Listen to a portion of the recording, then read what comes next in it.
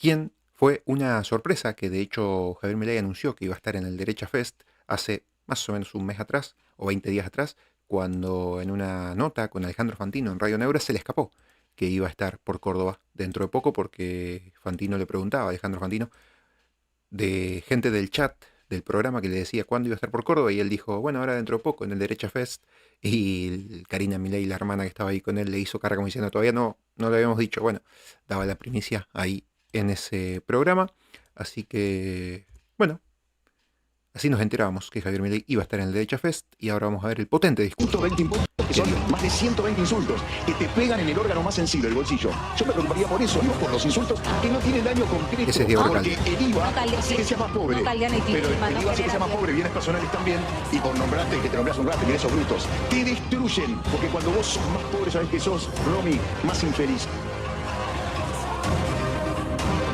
Voy a luchar contra ustedes, hijos de puta, hasta el día que me muera. No pasa nada. Se terminó la hegemonía de ustedes, zurdos. La ideología que pregona esta gente, hermano, por Dios, esa ideología nefasta que tiene el virus ese adentro de la cabeza, nos vamos a encargar luego los argentinos de que ustedes no vuelvan nunca más y lloren, pero años, décadas van a llorar. Odio, boludo, los odio. Y que me vengan a buscar a mí también todos esos que me amenazan de muerte. Pongan cuando quieran. La tienen adentro. Y la tienen adentro todos los enemigos de la Argentina y también todos los neutrales. Muy adentro la tienen. Hay que obrar por obligación y en defensa propia. No es un hobby la batalla cultural. Si hay sectores que quieren aplastar nuestra libertad, nosotros tenemos que reaccionar con la energía suficiente. No son simples adversarios, son enemigos. No estamos dialectizando académicamente, estamos dando una lucha cultural, una batalla ideológica, una guerra por la supervivencia de nuestra libertad. Yo estuve preso en Cuba. Si me quieres hablar del paraíso socialista, lo conozco perfectamente bien, ¿eh? Estuve preso por no ser comunista. Acá estamos peleando por algo más que la libertad. ¿Quién, si no nosotros, va a dar esa batalla?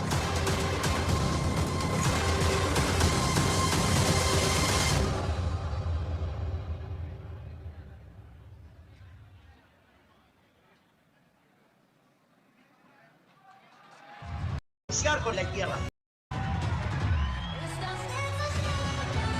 No hay que negociar con la izquierda. Ni un milímetro. A la izquierda, nada. A los zurdos de mierda, nada. Batalla frontal y directa. Si me agrede, yo lo voy a agredir. ¿Por qué me tengo que aguantar que me agreda una persona que carece de conocimiento de economía? ¡Viva la patria! ¡Viva! No tengan miedo. Vayan y den la batalla contra el surderío, que se la vamos a ganar. Esto no es para tibio. Esto es para tomarlo de cara a los socialistas y ganar esta batalla. No hay alternativa. Somos mejores en todo. Tomen conciencia de eso y vamos por eso. Zurdos, hijos de puta, ¡tienen! ¡La libertad avanza!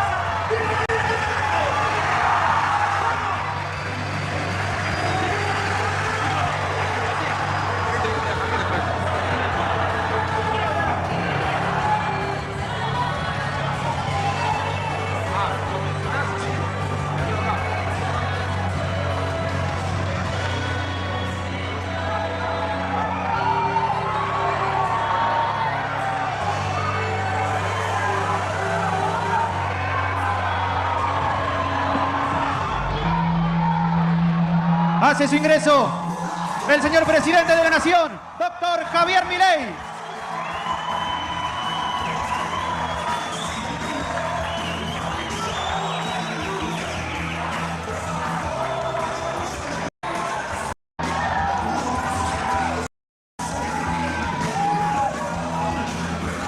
Adelantamos el ingreso, aparte por el copyright que puede tirar por la música de Panic Show. Un minuto largo de Señor entrada. Presidente Javier Gerardo Milei.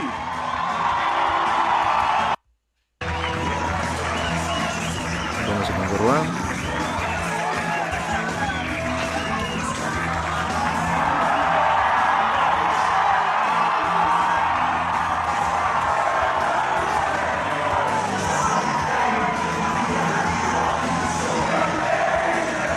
Vamos, vamos, que no se escucha, vamos.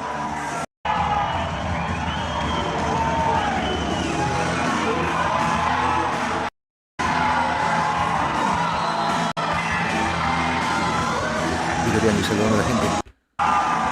Agustín Laje lo llamó al escenario.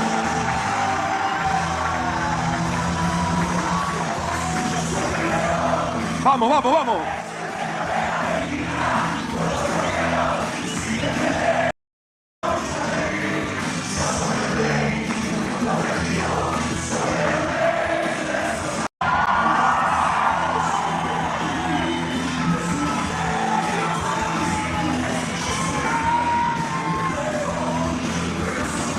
Es el gobernador Gale. Presidente.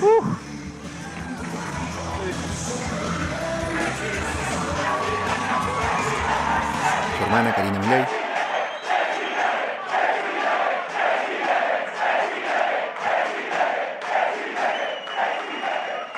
¡Hola a todos!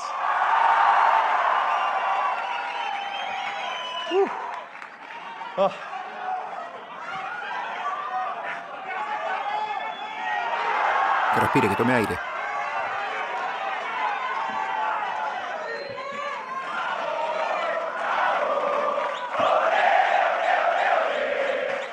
Jabo, jabo, jabo.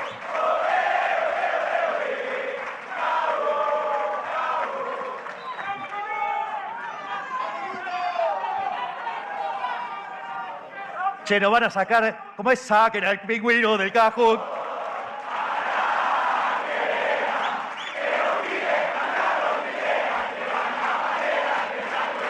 El pingüino por Néstor Kirchner. ¡Vamos!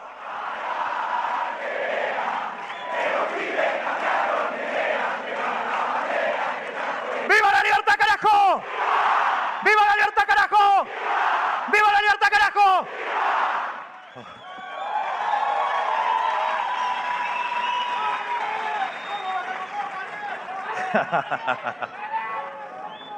Primero,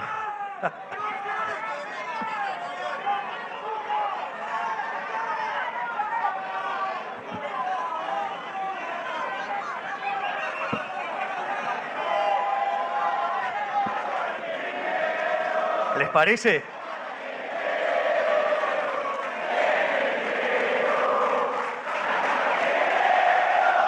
La casta tiene miedo.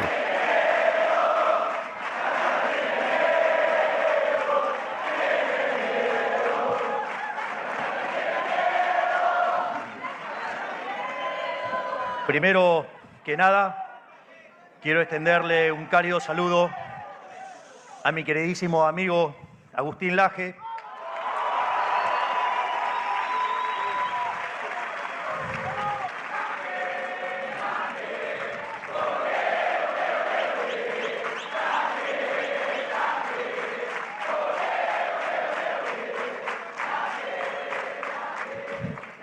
como así también a todo el equipo de La Derecha Diario por organizar este enorme evento. Muchas gracias.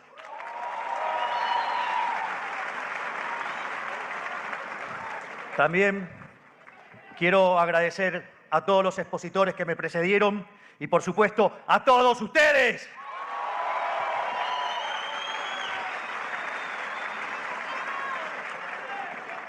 Y también quiero agradecer a todos aquellos que no pudieron venir, pero nos están siguiendo desde sus casas.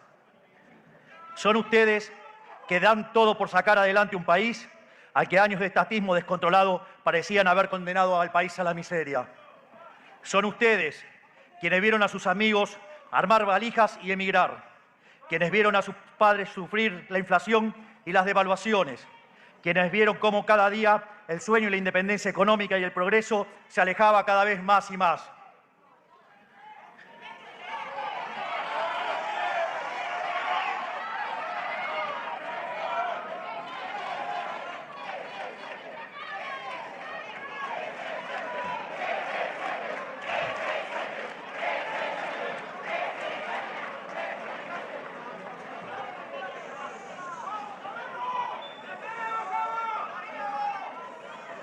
Muchachos, yo creo en el orden espontáneo. Autoorganícense y lo resuelven, vamos.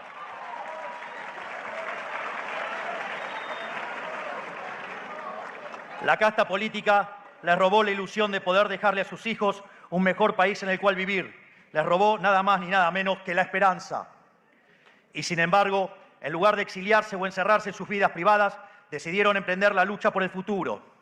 Decidieron encarar una gesta heroica desde los márgenes de la sociedad. Decidieron encarar un gesto y grito genuino, un rugido de libertad que terminó tomando el país por asalto. Y acá estamos hoy, habiendo hecho en tan solo un año y medio el mejor gobierno de la historia argentina.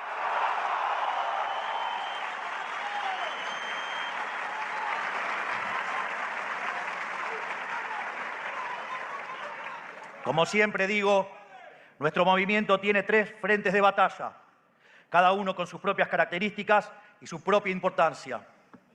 El frente de la gestión, el frente del poder institucional y el frente de la batalla cultural. Mediante el primero, aplicamos efectivamente las ideas de la libertad para cambiar las normas del país. Esto es muy interesante y que además es la base de por qué sostenemos que somos el mejor gobierno de la historia.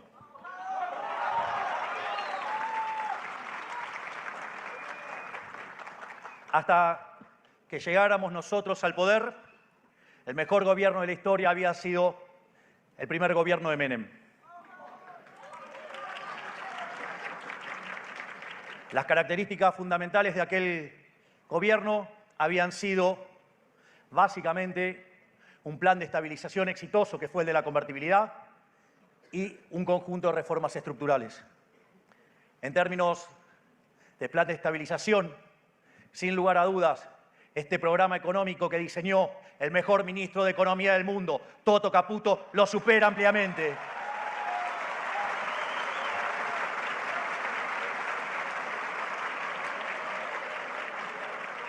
Porque no solo hemos bajado la inflación más rápido, sino que además lo hicimos sin expropiaciones tipo Plan Bonex, lo hicimos sin tener una hiperinflación o 2 hiperinflaciones altas antes, lo hicimos sin controlar precios, lo hicimos sin fijar el tipo de cambio. Y además, a diferencia de los restantes programas de estabilización que ajustaban las tarifas antes de iniciar el programa para que se mostrara un éxito aparente después, nosotros lo estamos haciendo en el medio del programa. Si ustedes miran la inflación del último mes, significa que pasamos de niveles del 300% a niveles del 20%. Y hoy ya salimos del podio mundial de países con más inflación.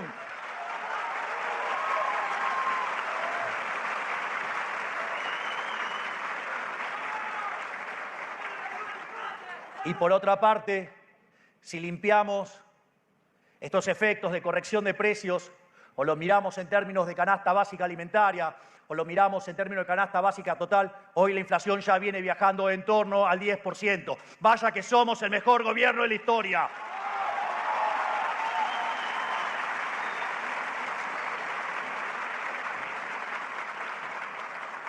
Y es más, cuando decían que íbamos a hundir a la economía en una gran depresión a la luz del programa de estabilización que estaba siendo exitoso eliminando la inflación, decían que íbamos a hundir a la economía, decían que íbamos a entrar en una gran depresión, decían que íbamos a hambrear a los argentinos.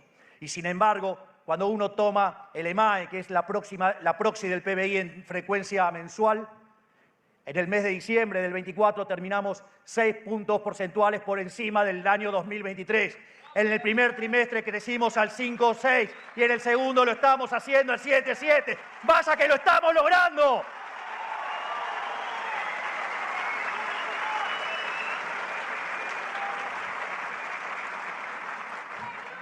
Y como si todo esto fuera poco, los crueles y desalmados liberales hemos sacado a 12 millones de argentinos de la pobreza.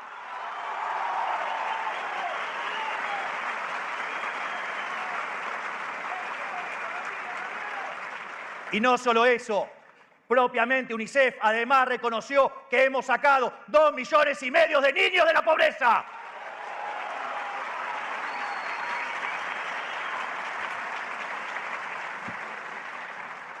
Por otra parte, mientras el frente, lo que tiene que ver con el poder institucional, mediante el segundo, este elemento, nos proveemos del poder necesario, tanto a nivel ejecutivo y legislativo, para avanzar en nuestras ideas. Esto determina la profundidad y la velocidad con la cual llevamos adelante el cambio. Y eso lo está llevando adelante. Y pido, por favor, que se ponga de pie el jefe.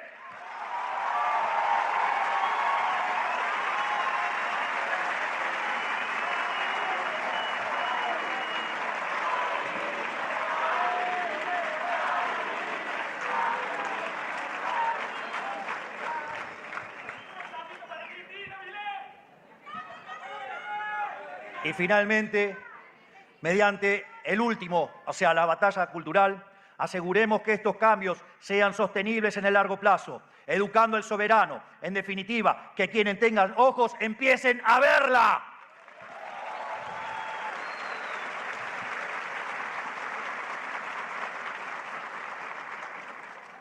En el frente de la gestión partimos de tener que enfrentar a los degenerados fiscales.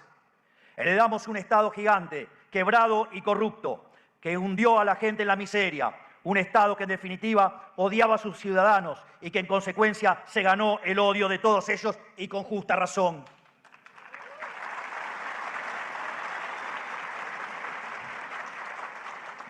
Si bien este primer año y medio fue difícil, dejamos en claro mediante actos desde el primer momento que nosotros sí venimos a cambiar las cosas de raíz. Y eso es la segunda pata que explica por qué somos el mejor gobierno de la historia. Porque a este plan de estabilización se suman las reformas estructurales. Cuando se terminaron las facultades delegadas,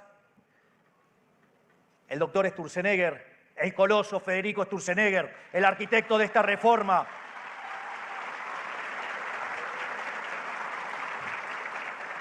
contaba que con facultades delegadas eso solamente explicaba el 5% del trabajo.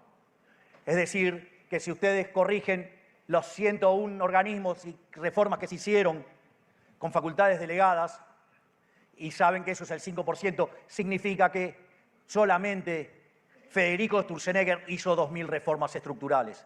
Y si a eso le sumamos el DNU 7023 y la ley Bases, aún en sus versiones corregidas, estamos en condiciones de afirmar que hicimos 2.800 reformas estructurales, 28 veces más que las que hizo Menem.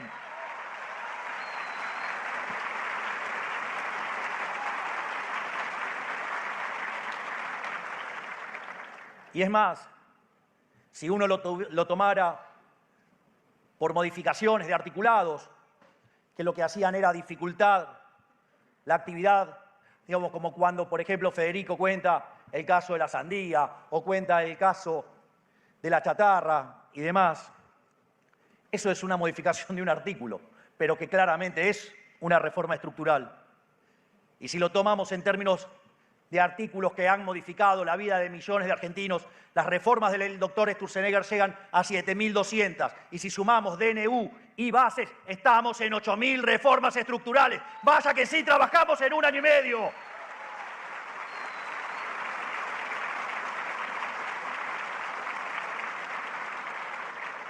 En el fondo, en un año y medio hemos borrado 100 años de dirigismo y no vamos a parar hasta ser el país más libre del mundo.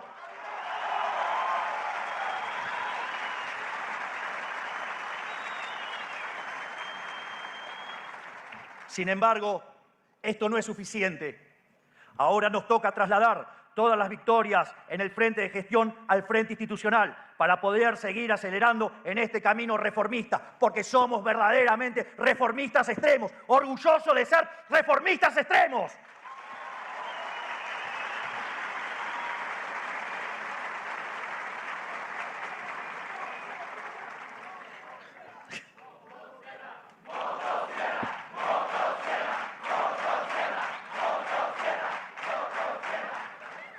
La batalla por los votos es una larga marcha. Imagínense que hoy solo contamos con el 15% de los diputados y 10% de los senadores. Pero aún así es una marcha que solo va en una dirección, porque el país que nos llegó, el partido del Estado, fue desastroso. Y resultó tan evidente para la sociedad que todos fueron cómplices de un mismo sistema, que ya es una causa perdida para ellos presentarse a elecciones. La gente no los quiere ver ni en figuritas. Por eso muchos se van a sorprender con los resultados de octubre.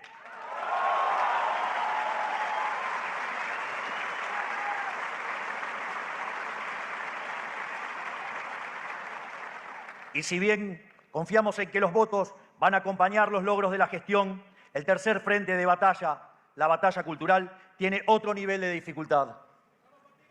Gracias.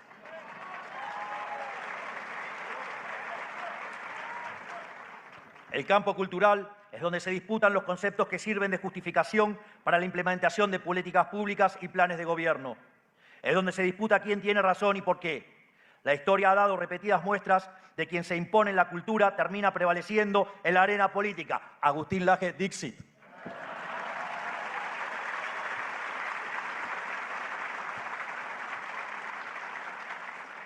Pues es la cultura la que genera los términos mediante los cuales la gente piensa y actúa luego en la realidad.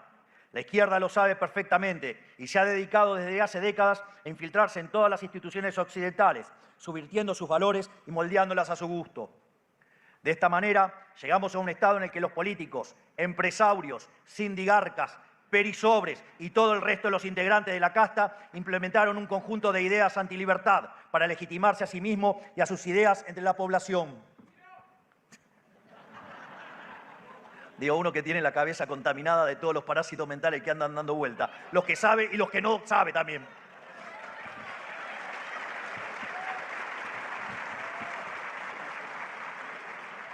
Pero quédense tranquilos que ya voy a llegar a los aportes de mi amigo Axel Kaiser, pero denme tiempo. Estoy con los del Laje por ahora.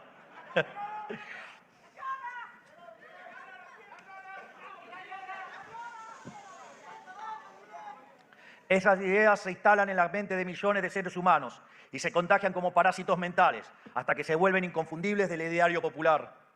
Así llegamos a una situación en la que se dan por válidas una lista de cuestiones que no están ni cerca de serlo. Como plasmó mi amigo Axel Kaiser en su libro, podemos reducirlas a 7. La primera de ellas es la justicia social, que de justicia no tiene nada, dado que de parte de la injusticia debe arrebatarle a uno por la fuerza para darle a otro. Esto constituye una desigualdad ante la ley para hacer caridad con dinero ajeno.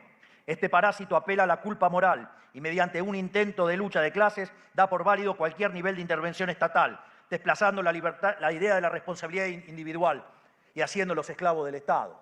Porque en el fondo la justicia social es injusta, porque como señalaba ahí, está precedida de un robo y por otra parte implica tratar desigual frente a la ley, lo cual es profundamente violento, es profundamente injusto y además conduce inexorablemente a la miseria. A su vez, esto le abre el juego al segundo parásito, que es la idea de los derechos sociales. De hecho, hoy hice un tuit acerca de estas ideas, de cómo, por ejemplo, contaminan, digamos, el cerebro del soviético. Esta idea busca generar expectativas ilimitadas en la gente, sosteniendo que cada necesidad es un derecho y que todos los derechos requieren intervención estatal y gasto público. El problema está en que para poder cumplir con semejante disparate habría que incumplir la primera ley de la economía, que es la ley de la escasez. A ver, digamos, hay una frase maravillosa de Thomas Sowell que dice: la primera ley de la economía es la escasez. No hay de todo para todos. Y la segunda reflexión que hace es que la primera ley de la política es ignorar la primera ley de la economía. Y vaya que de esto los populistas saben. ¿O acaso semanas atrás no votaron un gasto de 17.000 millones de dólares y la bruta traidora dijo que lo iba a financiar con 30?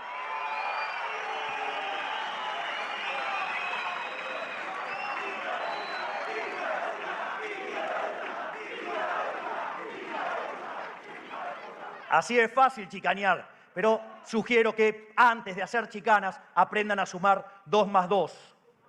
Y ni les cuento lo que significa en términos dinámicos un buraco de 2.8 del PBI. Implica un aumento de la relación deuda-producto de más de 60 puntos porcentuales e implica enviar al cadalso a todos nuestros jóvenes. Es arruinar el país de acá a la eternidad.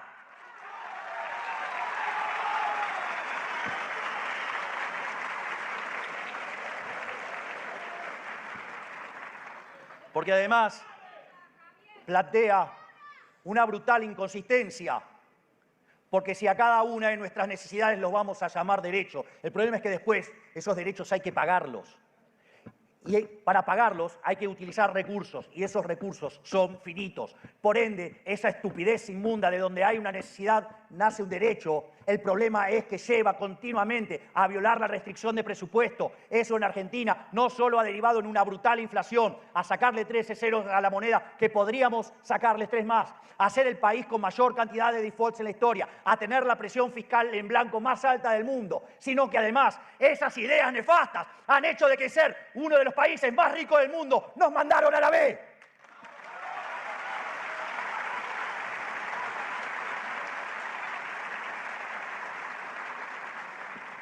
En definitiva, esto lo hacen en realidad para expandir el alcance del Estado, lo cual nos da lugar a hablar de la tercera idea expuesta por Kaiser, que es la idea del Estado benefactor. En el libro es el cuarto, el neoliberalismo viene tercero, por eso lo trato después. Así, la idea del Estado benefactor, un Estado paternalista, que como si fuese un Dios todopoderoso, debería proveernos de todo lo que necesitamos.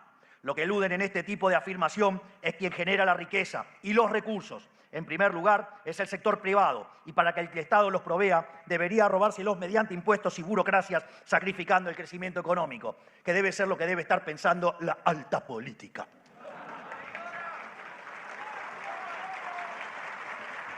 Y esto es así porque esto termina generando sociedades más dependientes y una política donde las elecciones las gana el que más promete. Pero como dijo Francisco de Quevedo, nadie ofrece tanto como el que no va a cumplir, porque los que hoy se ocupan de las jubilaciones son los mismos que dejaron jubilaciones de $80, cuando hoy las jubilaciones están arriba de $350 en una economía más abierta. Por ende, cada dólar compra más que antes.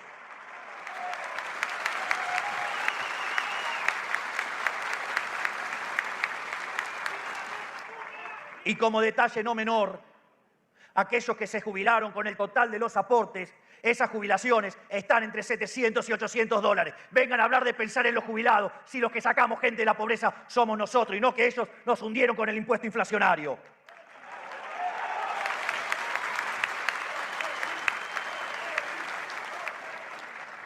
Por otro lado, también esquiva la noción de que cuando el Estado se arroga cuestiones que no le competen naturalmente, termina descuidando las cuestiones que sí le importan.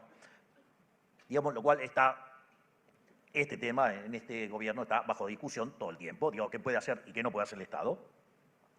Pero en la transición, digamos, lo que sí hay que dejar bien en claro, que este tipo de igualitarismo a lo único que termina conduciendo, ya sea la idea de la justicia social o la justicia social 2.0, que es los derechos sociales, terminan llevando esa hermosa frase, digo, igualdad de oportunidades. Si afortunadamente y gracias a Dios somos todos distintos, eso fomenta la división del trabajo, la cooperación social, hace que las sociedades prosperen, sean más ricas y además, como decía Bastiat, donde entra el comercio no entran las balas. Y estos brutos igualitaristas generan una sociedad profundamente violenta, autoritaria y que además viven para el orto y se cagan de hambre.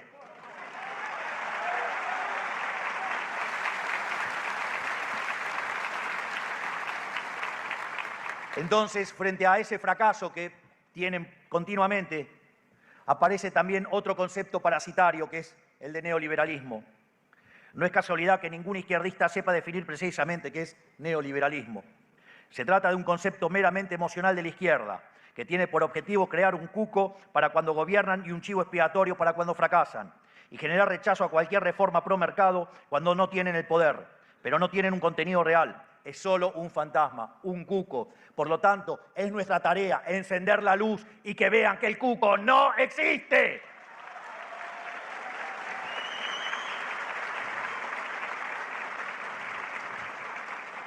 Porque en el fondo, en realidad, a quienes están injuriando es simplemente a quienes buscan ordenar los desastres que ellos dejan a su paso. Porque si hay algo que hacen a la perfección es dejar infiernos fiscales y financieros cuando terminan sus gobiernos. Es así que el que tiene la ingrata tarea de ordenar el desorden, en general tiene de antemano un apodo preparado, neoliberal. Sin ir más lejos,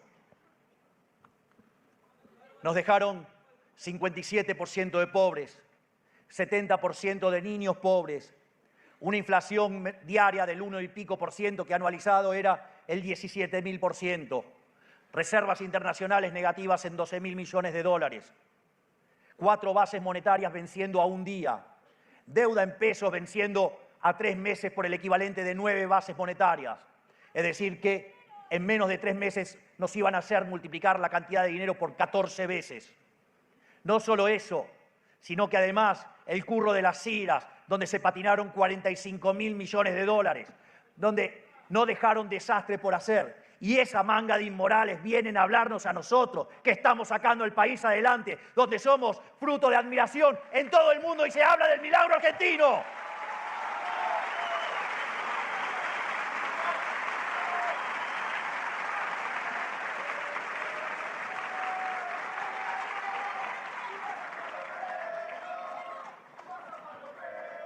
Y ni que hablar del déficit fiscal que nos dejaron, que eran 5 puntos del PBI en el Tesoro y 10 en el Banco Central.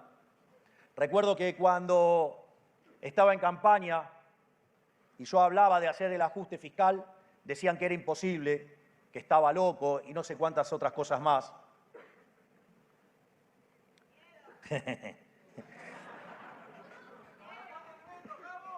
Ya está, digamos, sale ahora, digamos, ya entró, ahora, digamos, el veto sale próximamente.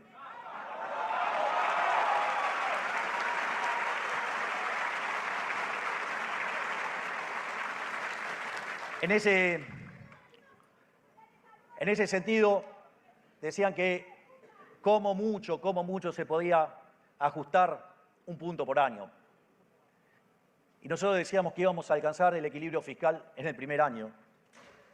Y después de 123 años de déficit fiscal ininterrumpido, porque solamente hubo equilibrio fiscal cuando estábamos en default, o sea, no pagando la deuda. Por eso me causa gracia cuando dicen, no, que estamos maquillando la deuda. Menos mal, digo, ellos, digamos, que lograban equilibrio con default.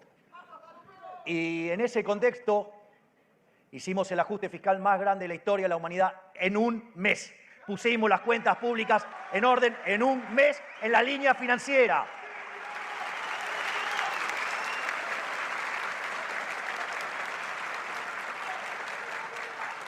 Y a su vez, a los 6 meses terminamos saneando el balance del Banco Central. Algo que nadie hablaba de cómo se limpiaba el balance del Banco Central, gracias a la tarea enorme de Santiago Bausili, presidente del Banco Central, y el secretario de Finanzas, Pablo Quirno.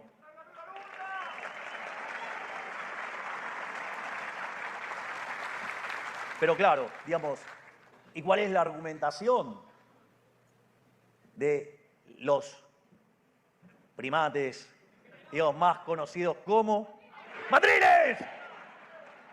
Dicen que nos endeudamos. Esto es interesante porque cuando el kirchnerismo llegó al poder, la deuda pública en Argentina era de 140.000 millones de dólares. Cuando nosotros llegamos al poder, la deuda consolidada, porque siempre se olvidan de sumar los desastres que hacen en el Banco Central, era de 500.000 millones de dólares. Y de esos 500, con lo cual aumentó la deuda a 360.000 millones de dólares. Si limpiamos la que tuvo Macri, que fueron 60.000 millones de dólares, el kirchnerismo, que habla de endeudamiento, nos endeudó en 300.000 millones de dólares. Es el movimiento político más endeudador de la historia política argentina.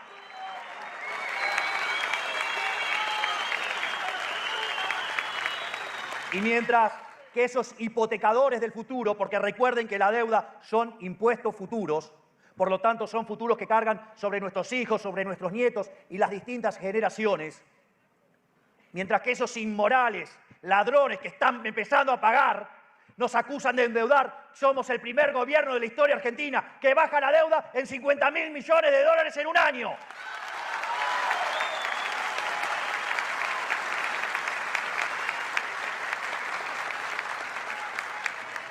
Por lo tanto, cuando estos inmorales hablan de neoliberalismo, es que esa palabra puede significar cualquier cosa, ya que solo refiere a los enemigos del expansionismo estatal ilimitado. Es así que con él también engloban al empresariado, ocupado de preservar su negocio. Esto lleva a la idea de la responsabilidad social empresaria. Hay muchas empresas que se sienten presionadas para defender causas sociales, pero en la mayoría de los casos es una simulación guiada por preceptos de marketing. El problema de esta simulación moralizante es que las empresas descuidan su función principal, que es crear valor, de la cual se deriva la generación de empleo y otros beneficios sociales reales.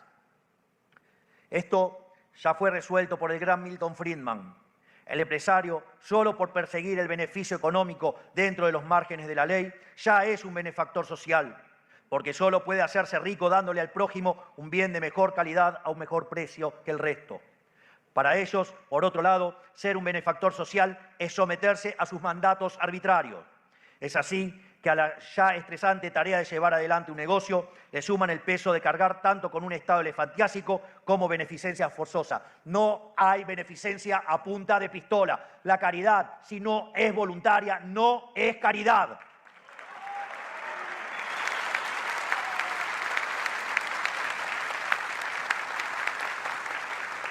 Y en este sentido, así también surgieron las nefastas ideas de promover la diversidad, equidad e inclusión tanto en las empresas como en la sociedad en general.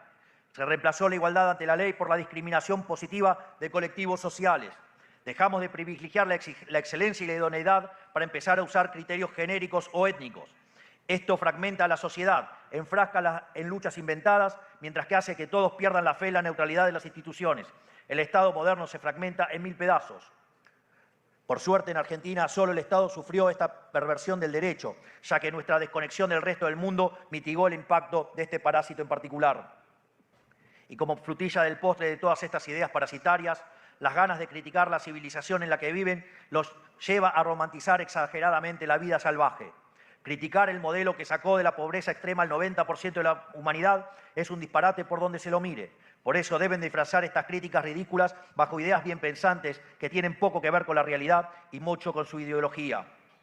Así, le indilgan a las culturas primitivas ideales de pureza, armonía natural y resistencia contra las maldades de la vida moderna. Según esta idea, todos los indígenas eran respetuosos al extremo de la naturaleza, respetuosos con otras tribus y desconocían la crueldad en cualquiera de sus formas. Parece que están flojitos de papeles en la historia. Se supone que los zurdos saben de historia, se supone, pero parece que solamente, saben de la historia según la contó, el que se fumó la plata del padre, que se casó con una millonaria y le fumó la riqueza y le hizo hijos a la empleada doméstica. Y después vivió de su amigo hasta que se murió, de Engels. Claro, el rey de los parásitos, Carlos Marx.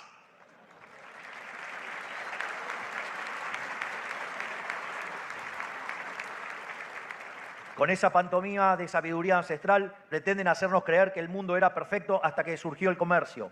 Legitiman así políticas destructivas para naciones en vía de desarrollo como el ambientalismo antidesarrollo o la ilegitimidad del Estado moderno. Para colmo, esto lo enseñan como verdadero en importantes universidades bajo el mote de anticolonialismo, al igual que tantas otras barrabasadas con las que nos bombardean tanto tiempo. Bajo la expansión de estas ideas, ya sea en la academia, los medios de comunicación, las oficinas públicas o incluso en las películas de Hollywood, la izquierda se ha arreglado para poner de su lado a las personas más prestigiosas de cada sociedad, utilizándolas como vehículo de su ideología. Más Gramsci posible. La educación, la cultura y los medios. Todos zurdos. Y todo esto financiado a costa de los impuestos de los ciudadanos prósperos y pujantes, a quienes se le encargaron de demonizar como si fueran el origen de todos los males. Este es un juego en el que hoy, lamentablemente, partimos con desventaja. Debemos reconocer que ellos lo hicieron mejor.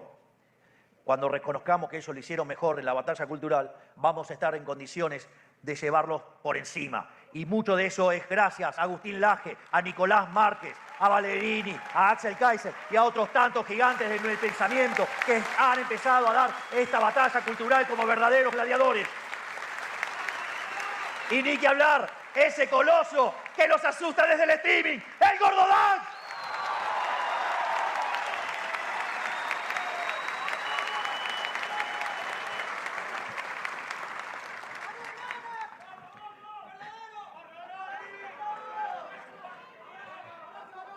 Si bien el liberalismo supo ponerse a la vanguardia de la batalla cultural, cambiando el curso de la historia humana desde su nacimiento en el siglo XVII, durante el último siglo ha perdido terreno frente al colectivismo.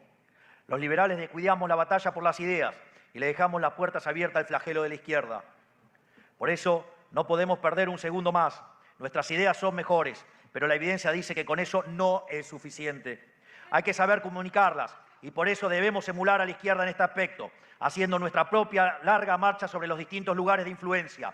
En cada plaza, en cada consejo deliberante, en cada onda de radio y cada canal de televisión del país debe haber alguien defendiendo y promoviendo las ideas de la libertad.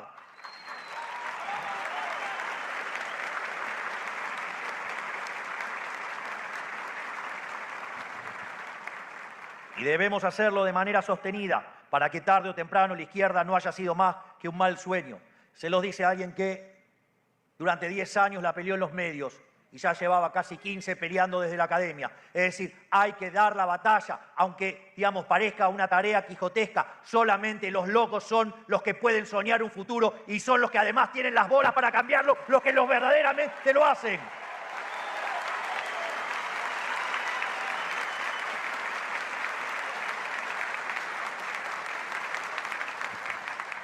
En este sentido, ustedes, al tomar la decisión de luchar, han decidido convertirse en verdaderos soldados de la batalla cultural, de la batalla por las ideas, que es la que le va a dar sostenibilidad en el tiempo a este camino de gloria que estamos iniciando desde que llegamos al gobierno.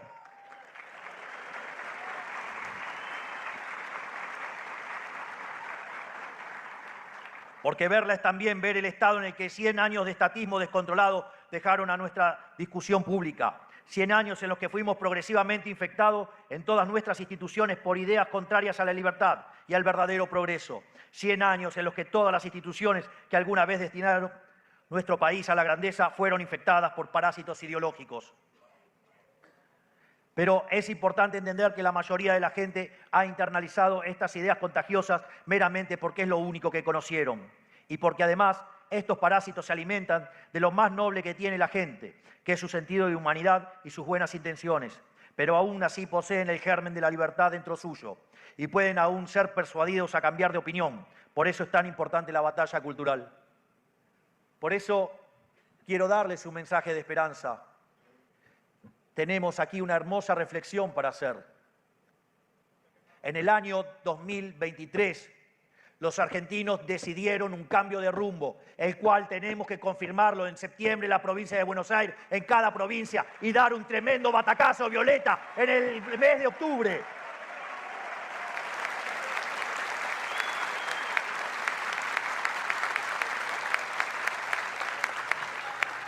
Tenemos que entender que en octubre, de un lado, va a estar el status quo, el partido del Estado, la casta política chorra, parasitaria e inútil, la alta política, va a estar los perisobres, los periodistas ensobrados, van a estar también los sindigarcas, van a estar los empresarios chorros prebendarios. Y del otro lado vamos a estar los argentinos de bien que queremos abrazar las ideas de la libertad para hacer a la Argentina grande nuevamente.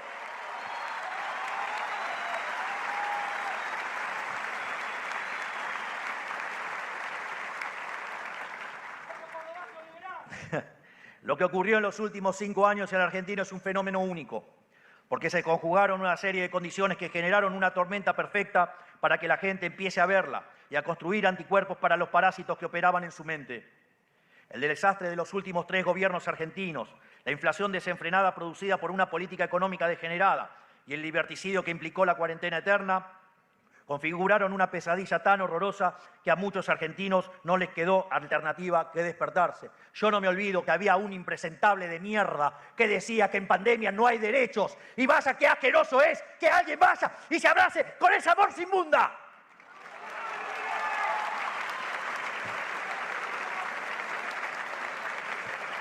Si no les queda claro, estoy hablando del señor Mayans, que es senador por Silvio Infran.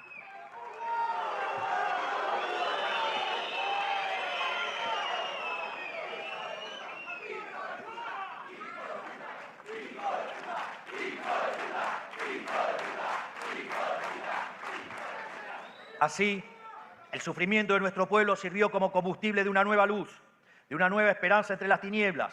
La Argentina vio en la derecha liberal naciente un faro, porque desde hace años y en soledad veníamos insistiendo contra los desvaríos de un Estado parasitario, desesperado en su afán presupuestario, una casta política capaz de los crímenes más horribles con tal de mantener su privilegio. Vaya que si se tienen que cargar gente en el medio, lo hacen.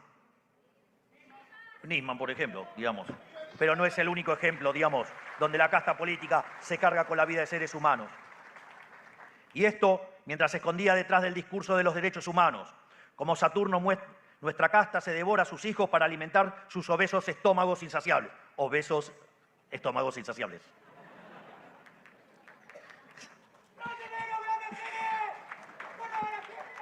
Ellos tenían todo un conjunto de mecanismos puestos en marcha para evitar que algo como nosotros pudiera ocurrir.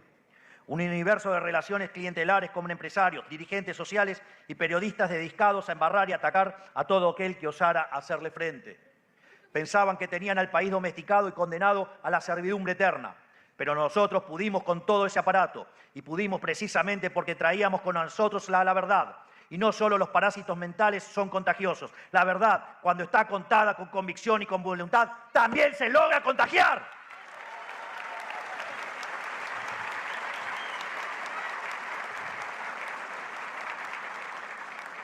Por eso es que ahora estamos llevando adelante esas ideas y sacando a la Argentina de su oscuro último siglo de humillación. Por eso son tan importantes foros como este, donde nos dedicamos a discutir y conversar sobre las ideas de la libertad y cómo divulgarlas y llevarlas al gran público. Porque queremos que cada argentino lleve con orgullo su país en la sangre, que deje de ver su historia con vergüenza. Queremos ni más ni menos que las argentinas y los argentinos seamos grandes nuevamente.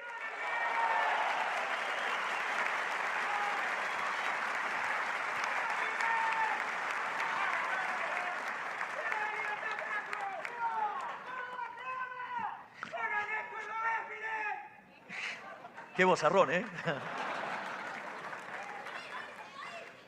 Todo esto lo llevamos a la práctica con una metodología política que ha resultado novedosa para muchos.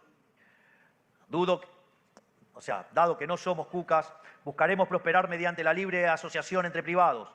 No teníamos plata, no teníamos aparato ni territorio, ni amigos en los medios. Solo la palabra de su humilde servidor dando discursos de teoría económica en una plaza. Y los celulares de todos ustedes, el arma más pura de la libertad, que desintermedia la circulación de información y le dio rienda suelta al contagio de nuestras ideas.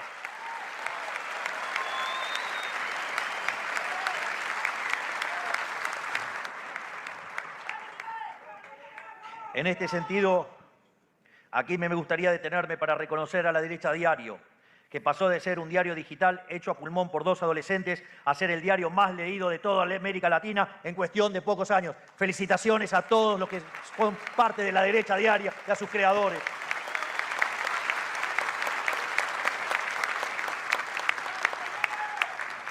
Volviendo a nuestro camino transitado en campaña, se nos burlaban, decían que no éramos más que un fenómeno barrial. Y aún así metimos 2 bancas de diputados con nuestra modesta campaña.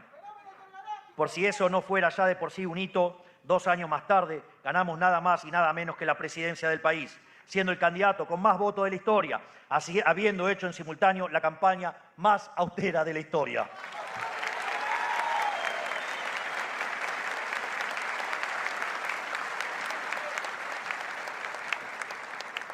En definitiva, militar en los márgenes manteniéndonos fieles a las ideas de la libertad, llegar al poder a fuerza de predicar nuestras ideas y lograr demostrar todo su poder es algo que un kirchnerista nunca va a entender, porque ellos son militantes rentados y otros también tienen militantes rentados.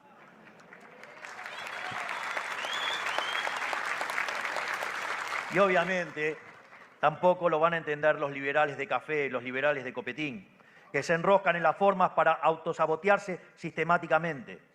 En su mirada infantil de la política creen que se pueden ganar la guerra con ponencias filosóficas, sin meterse en el barro porque el barro les parece vulgar. Yo suelo mencionar que si ustedes quieren y van a la cancha y ven un partido de Argentina, una de las cosas que ocurre es que, digamos, la tribuna es muy linda, muy vistosa y todo, pero si ustedes ponen la pelota en el medio de la cancha, por más que griten, canten, no se mueve la pelota. Hagan el experimento todas las veces que quieran.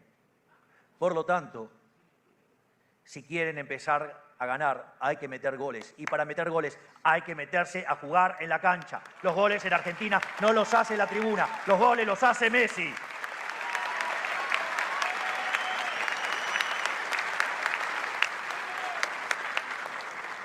En este sentido, nosotros no solo nos metimos en el barro, sino que también entendemos que para meterse en el barro se necesita organización, porque luchamos contra quienes se encargaron de embarrar la cancha durante 100 años. Porque si el libre mercado y la horizontalidad son el mejor vehículo para las ideas, la organización y el orden son el mejor vehículo para la acción. Para cambiar el país desde las raíces es necesario contar con ambas patas. Nosotros tenemos claro que al mal organizado solo se le puede ganar con el bien organizado.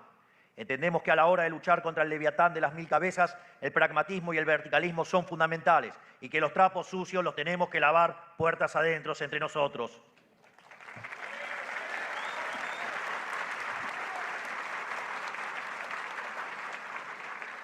Por eso inauguramos esta novedosa forma de hacer política, que consiste en ser libres y a la vez organizados. No organizados pero esclavos, como es el kirchnerismo, ni libres pero dispersos e impotentes, como fueron los liberales históricamente en la Argentina. Entendiendo esto es que logramos llevar a la práctica nuestras ideas y es gracias al poder ponerlas en práctica que logramos demostrar que son superiores, como ya dije anteriormente. En estos meses hemos logrado mucho y en apenas 1 año y medio hemos contrarrestado décadas de destrucción, sembrando las semillas de la futura Argentina potencia. Le demostramos al mundo y a nosotros mismos que el espíritu emprendedor argentino está más vivo que nunca, que solo necesitábamos quitarnos del cuello la bota del Estado. Hoy en todas partes se habla de nuestro milagro económico. Sin ir más lejos, el presidente de Francia acaba de anunciar su propio plan de motosierra y eso se está extendiendo por todas partes del mundo.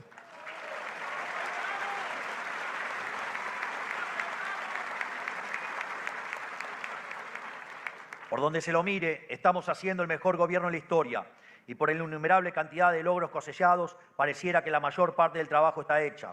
Sin embargo, no debemos olvidar ni por un segundo que esto recién comienza.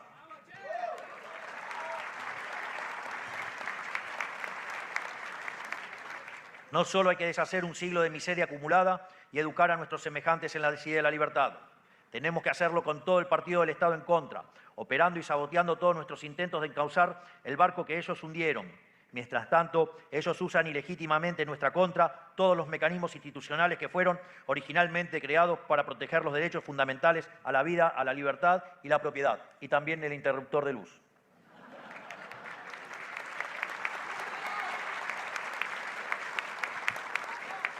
Hay algo muy interesante, y es que si antes de salir a la cancha es necesario hacer trampa, es porque te sabes un perdedor.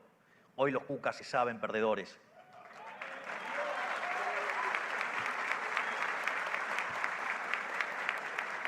De hecho, imagino que muchos de ustedes habrán visto la película Gladiator, cuando la basura inmunda de Cómodo decide pelear mano a mano con Máximo. Y para salir a pelear, antes de pelear, le tuvo que clavar un puñal y que se empiece a desangrar. Eso es lo que necesita hacer el kirchnerismo. Necesita hacer trampa porque no puede ganar por la vía legítima. Pero, tal como ocurrió en Gladiator, va a ocurrir en la Argentina. Máximo, libertad, le va a ganar al cómodo kirchnerista.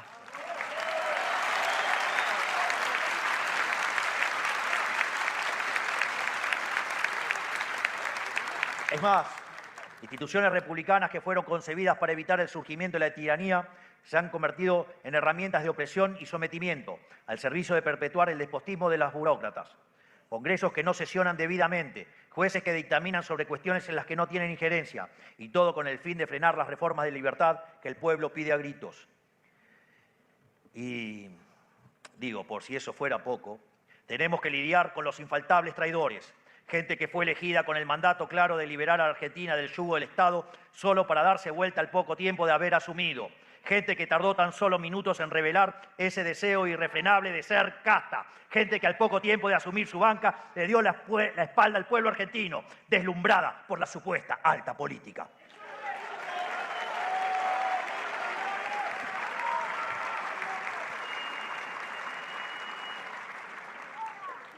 Pero así como la historia recuerda a los héroes, también recuerda a los traidores. Y en el círculo más profundo del infierno, descrito por Dante como un lugar remoto, frío y oscuro, sufren el tormento eterno quienes apuñalaron por la espalda a quienes le tendieron la mano. En fin, el tiempo sabrá poner a cada uno en el lugar que le corresponde.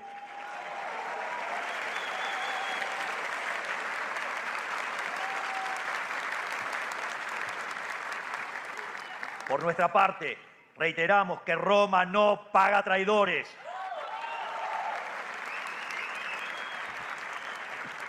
Nos tomamos demasiado en serio la tarea que nos ha sido encomendada por los argentinos. Como ya he dicho, defendemos una causa justa y noble, mucho más grande que cada uno de nosotros. Somos individuos libres que voluntariamente se han asociado en pos de un objetivo común. Hemos decidido por voluntad propia someternos a algo que nos excede, resignando nuestras ambiciones personales, nuestro confort, nuestros deseos para llevar a cabo la hazaña más grande que haya visto nuestra nación desde su independencia: liberar al pueblo argentino de la tiranía del Estado omnipresente.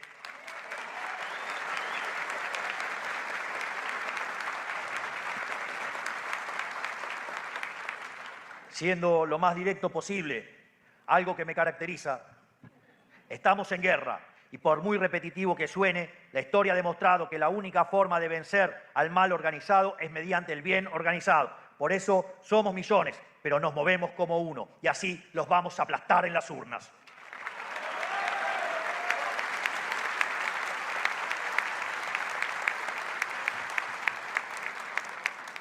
Estamos ante un nuevo momento bisagra de nuestra historia.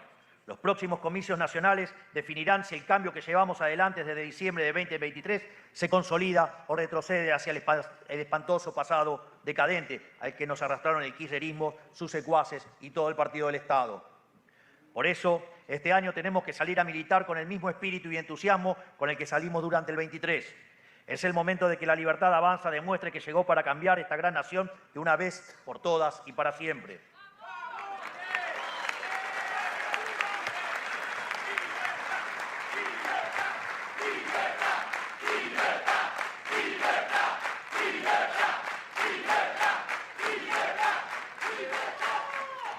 De modo tal que ese país de saqueadores, que fue liderado por la corrupta condenada, su difunto marido y el peor ministro de Economía de la historia, solo sea un mal recuerdo en la memoria de los argentinos.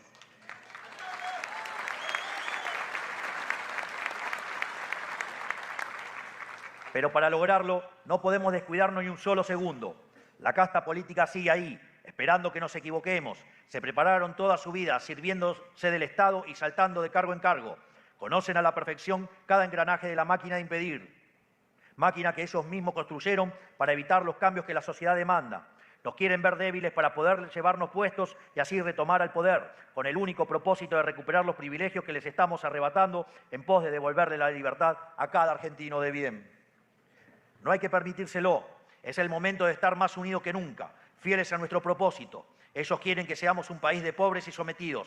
Nosotros queremos un país próspero y libre. Esta es la consigna que debemos predicar a lo largo y a lo ancho de todo el país, comprometiéndonos también yendo a votar y a fiscalizar. Como decía Marco Aurelio,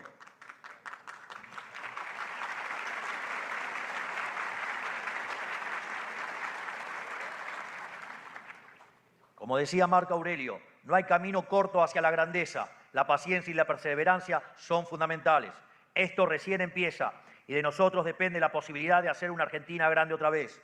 No les tengamos miedo, ya le ganamos antes y volveremos a hacerlo otra vez. Gracias, Córdoba, que Dios bendiga a los argentinos, que la fuerza del cielo nos acompañen y ¡viva la libertad, carajo! ¡Viva la libertad, carajo! ¡Viva la libertad, carajo! Muchas gracias.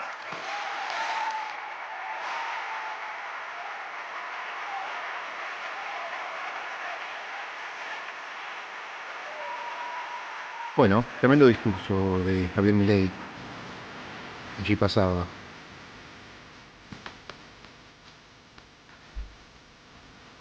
Como leímos al principio de este live, de este video, de este vivo, que había arengado para las elecciones de octubre.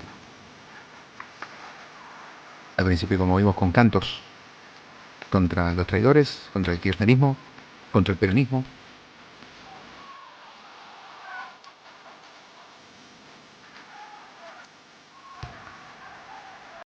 Bueno, por las dudas de copyright ya vamos a sacar el video. Total, quedan los saludos de Javier Gerardo Milei.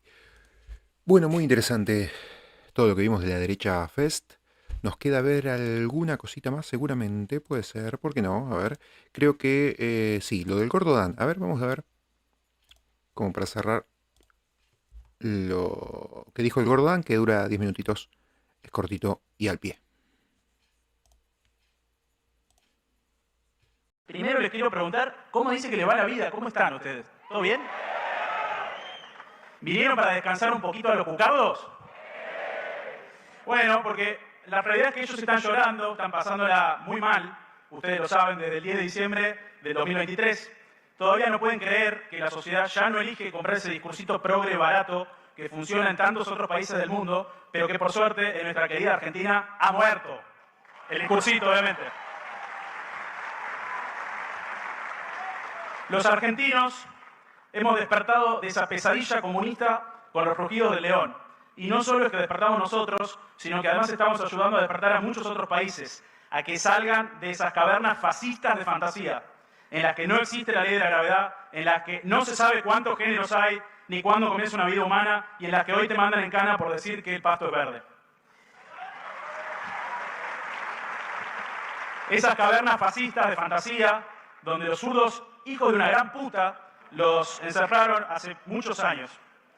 Pero ellos afortunadamente están comenzando a ver que está bien cuestionar las atrocidades que en muchos casos se toman como hechos científicos ajenos a toda discusión. ¿Han escuchado hablar de los gordos, esto ya lo viví? Los gordos, esto ya lo viví, son los que te dicen privatizaciones, esto ya lo viví. Apertura de mercado, esto ya lo viví. Salir del cepo, esto ya lo viví. Llevarse bien con Estados Unidos y no ser íntimo aliado de, no sé, Irán, esto ya lo viví. Los gordos, esto ya lo viví, no han vivido nada de esto, no han vivido nada de lo que está pasando ahora. Porque estas políticas en Argentina no se aplican desde hace más de 100 años, amigos. Pero en el fondo son hipócritas porque en verdad sí que son conscientes de que esto no lo vivieron nunca. ¿Y por qué? Porque ellos saben, y esto se los puedo asegurar, saben en lo más profundo de sus inmundas almas que el presidente encontró la piedra filosofal.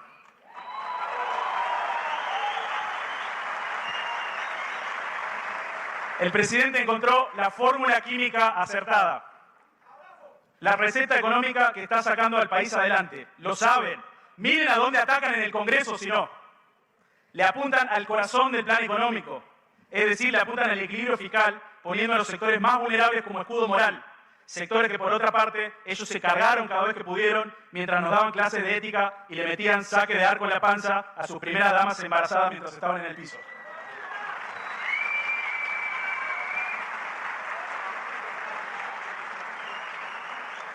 El peronismo está perdido.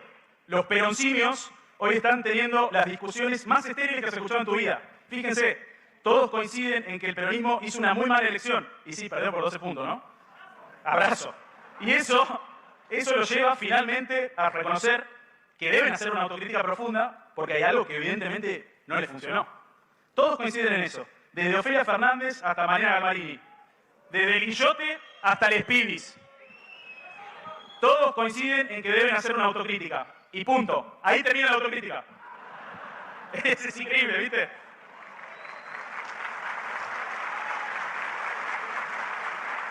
Y entonces terminan discutiendo, en vez de hacer una autocrítica como ellos mismos coinciden entre ellos, entonces terminan discutiendo si en las próximas listas ponen a Joseph Stalin o a Vladimir Lenin de candidato, o si ponen a peronistas más moderados, ¿no? Más bien racionales, más de centro, tirando a políticos, diría yo, como el doctor Néstor Alperovich Guasora Espinosa Fernández, cuya propuesta más tranquila es llevar el gran salto adelante de Mao en la Argentina, ¿no? Sí, boludo, es así, ustedes lo saben. Lo que se les agotó es el modelo, loco. No discuten el modelo. Ellos todavía están discutiendo si convenía o no expropiar Vicentín. ¿Se entienden lo lejos que están? Hace no tanto tiempo, si entrabas al almacén de tu barrio, por ejemplo el de Don Pepe, seguro encontrabas algún cuquita haciendo microcuquismos, ¿no? Hablando de alguna política de esas que sonaban lindo y que después usaban para afanar, obviamente. Del otro lado, escuchando los cucas, estaba la mayoría silenciosa. Esa que oía todo diciendo, ajá, bueno. Y se guardaba las opiniones, ¿para qué? Para no confrontar. Eso cambió, muchachos. Ustedes lo saben. Por suerte, eso es historia pasada en la Argentina. Hoy la tortilla se dio vuelta. La gente no se traga más los versos y puede hablar de política con datos reales.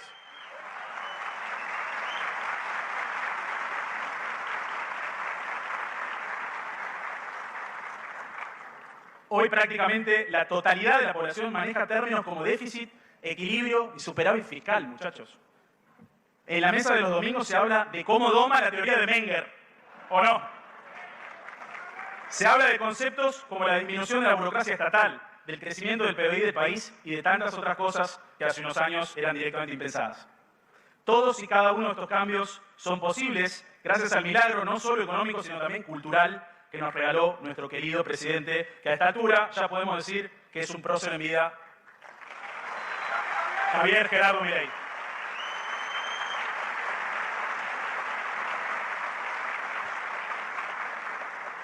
Todo esto se debe a él, pero también a lo que hacemos cada uno de nosotros desde nuestros pequeños lugares.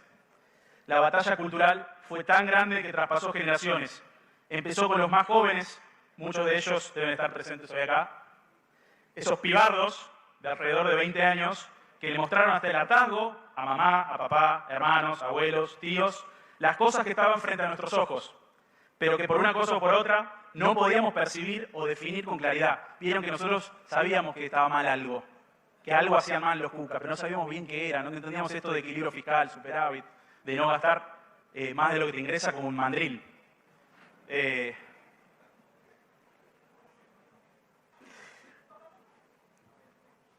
Como es el gasto desmedido, por ejemplo, del Estado paternalista y la famosa frase, donde existe una necesidad nace un derecho, es decir, donde existe una necesidad se crea un tongo. Ese despertar genuino no fue por arte de magia, fue la revolución del acceso a la información. Algo tan simple pero a la vez tan poderoso como eso, poder buscar y verificar todo lo que se dice, no creerse más el cuento de nadie, ni de políticos ni de medios, y poder informarse, investigar, ocuparse por sí mismos, salir de ese lugar tan cómodo en el que las noticias y las novedades nos eran dadas por los señores comunicadores y nosotros del otro lado decidíamos confiar en que eso era así, ya que quien lo decía ostentaba, aunque no siempre, un título de periodista. Como si tener tal profesión te diera un poder por sobre el resto. Lo mío es cierto porque lo digo yo y punto. Esta revolución fue posible gracias a... Todos saben lo que voy a sacar, ¿no?